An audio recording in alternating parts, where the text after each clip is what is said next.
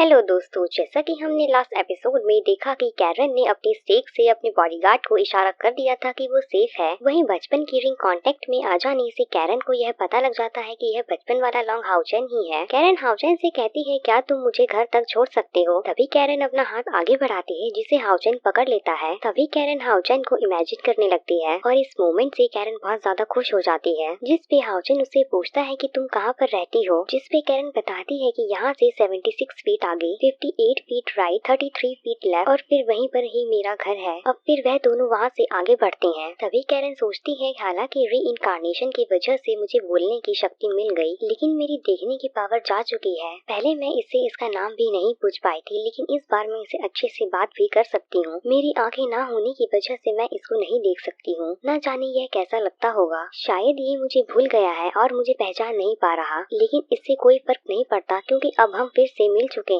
और अब कैरन उससे इसका नाम पूछती है, जिस पर हाउचेन उसको अपना नाम बताता है। और अब कैरन और हाउचेन एक दूसरे को अपना इंट्रो देते हैं, जिससे हमें यह पता लगता है कि कैरन यूनियन की ई सिटी में रहती है। वह यहाँ पर किसी अपने बिजनेस पर्पज से आई है। और अब हाउचेन उससे उसकी फैमिली के बारे में पूछता है और कहता है कि आखिर तुम्हारी फैमिली तुम्हें अकेले ऐसे कैसे छोड़ सकती है। जिस पे कैरन थोड़ा ऑफेंड हो जाती है और कहती है कि मैं अपना ध्यान खुद रख सकती हूँ। जिस पर हाउचेन को यह लगता है कि शायद कैरन अपने पेरेंट्स से उखड़ी उखड़ी रहती है। अब वही हाउचेन ये सब सोच ही रहा था, तभी वहाँ पर एक बहुत बड़ी सी डॉल्फिन आती है और ये मोमेंट काफी रोमांटिक हो जाता है। अब वो दोनों वहाँ से आगे बढ़ती हैं। कैरन बहुत ज्यादा खुश थी क्योंकि उसने अपने जीवन में केवल एक ही लड़के को देखा है और वह उसी वक्त उसको पसंद करने लगी थी और आज वह लड़का उसके साथ है। तभी कैरन का घर आ जाता है और जब हाउचेन यह देखता है कि उसने तब से कैरन का हाथ पकड़ रखा था, तब वह थोड़ा शर्मा भी जाता है। हाउचेन थोड़ा शर्माते हुए पूछता है कि क्या मैं तुम्हें अंदर तक छोड़ दूं? जिस पर कैरन कहती है कि मैं यहाँ से आगे जा सकती हूँ, तुम्हारा बहुत बहुत धन्यवाद। और अब हाउचेन उसे गुड बाय कह के वहाँ से चला जाता है और तभी कैरन वहाँ पर अपने बॉडीगार्ड्स को बुला लेती है और पूछती है कि तुमने आखिर क्या देखा। जिस पर एक आदमी कहता है कि आप एक लड़के के साथ थी, जिस पर वह अपना गुस्सा दिखाती है और फिर तभी समझ जाते हैं और कहते हैं कि हमने कुछ भी नहीं देखा और जो अगर हमने कुछ देखा भी है तो फिर हमें याद नहीं। जिस पर कैरन कहती है कि आज जो कुछ भी हुआ है तुम्हें किसी को भी कुछ नहीं बताना है। और अब हाउचेन अपने कमरे में बैठकर कैरन के बारे में सोचता है कि इस दुनिया में बहुत से लोग हैं जिन्हें सुरक्षा की जरूरत है। मुझे और मेहनत करनी होगी ताकि मैं ऐसे लोगों की मदद कर सकूं। लिन जिन एक जीनियस एल्केमिस्ट है। हालांकि टीचर ने उसके बारे में बहुत कुछ बुरा कहा है। उन्होंने बोला था कि लिन जिन जरूर कोई फ्रॉड है क्योंकि ऐसे खास मेडिसिन वह तुम्हें क्यों देगा। और फिर जब वह उस मेडिसिन को देता है तो फिर उसे समझ आ जाता है कि वह मेडिसिन बिल्कुल रियल है। जिस पर हाउचेन कहता है कि आपने उससे पहले फ्रॉड स्कैम क्यों कहा। जिस पर